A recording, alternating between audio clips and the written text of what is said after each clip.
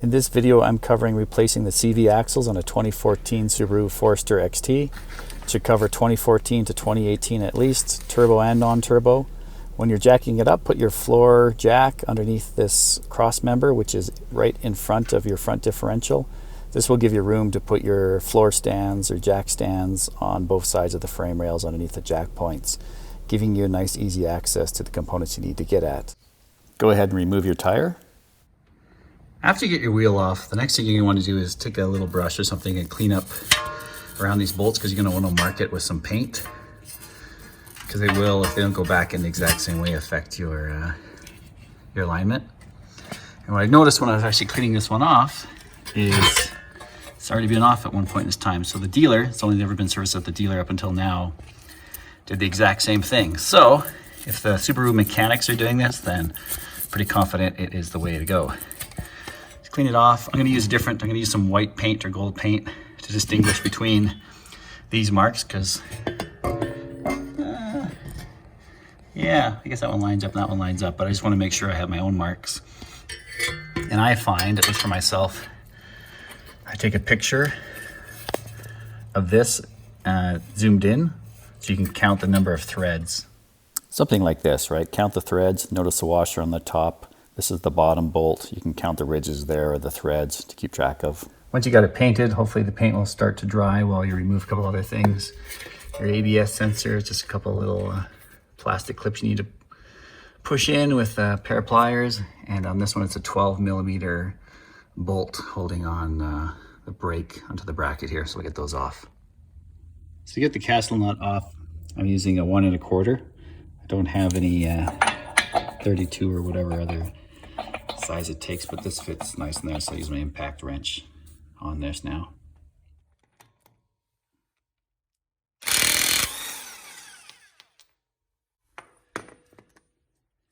And your new half drive should come with a new nut, because you see you have to pinch it back onto this cutout they have.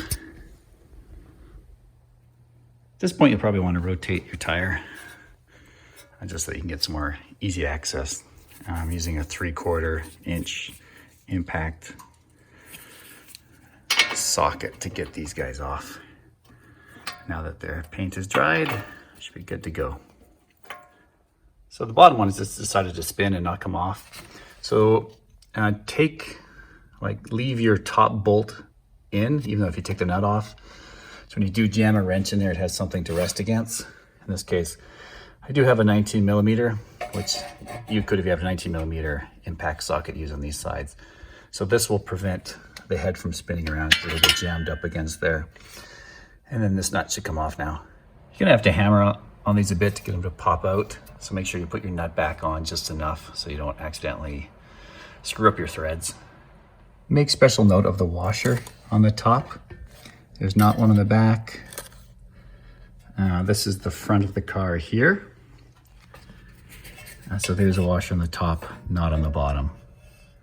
Now also I always add a bungee cord whenever we're working on the front, whether it's the brakes, the calipers, because you never know how far it'll go and you don't want it to stress your brake line or your ABS line. So just kind of find something, put it around your caliper and the spring. That may save you from having to do other repairs. You know, there's one other bolt I'm going to take out. In addition to this one that's held on with this plastic clip, I think it's a good idea to take this one off. It'll just give you more room with this. It's got some slack here, but I'm going to be moving it around quite a bit. I don't want it to pull out of there. So one more to go.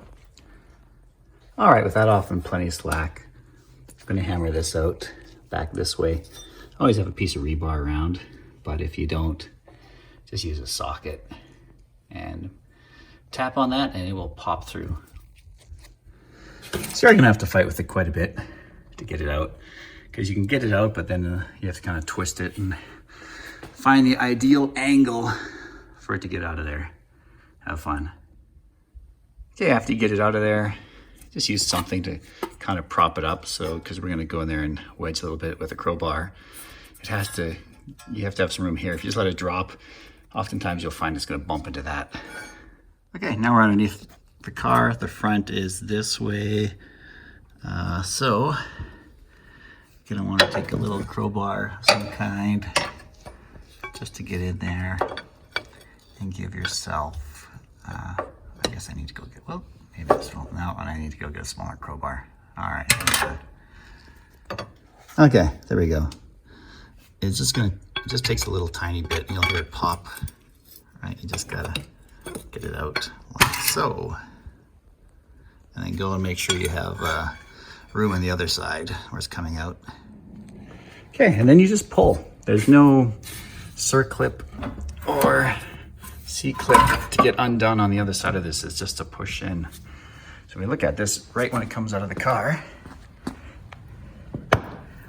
Right, it will have this little guy on it, which your new one will, but don't do anything with it. Leave it on there. Leave it as is. Don't touch that. And the universal wisdom is to lube this up a bit with some grease. The new one, sorry, when you're putting it in, because it'll allow it to slide in. And we'll see how that goes. So there's the old one next to the new one I ordered from rockauto.com. No affiliation. They're not sponsoring me, unfortunately, but I do love the stuff because you can pick from really cheap, economical if you need a quick fix, or in this case, it's a performance model. But still, only 143 Canadian. So for your American viewers, it was 110 USD, and that's amazing. And you'll see it does come with a new castle nut, which all of them should. Still has some covering on here. I took the plastic covering off on this side already, and it should just be a direct swap. So thank you, Rock Auto. Make special note when you're ordering it what your VIN number is and check it against the part number, because you'll often find, like in this case, the part number only covers certain years, so you have to use your VIN. I thought I'd show you what it looks like when after it pops out. So the seal on this one's really good. Nothing was leaking. If yours is leaking, you probably want to change that seal that's right there, that rubber one. Other than that, it's a pretty simple job. When installing the new half shaft, you may have to, you get it in there, you kind of wiggle it around until the blinds line up, and then you kind of tap it like this until you get it in. You're gonna have to use quite a bit of force. If you need to tap it or hammer it, use a rubber mallet and put your castle nut back on until it goes all the way back in, just like the way it came out. It'll look like this when it's all the way back in. You'll be able to see the dust shield right there's all the way up. Touching the seal on the other side.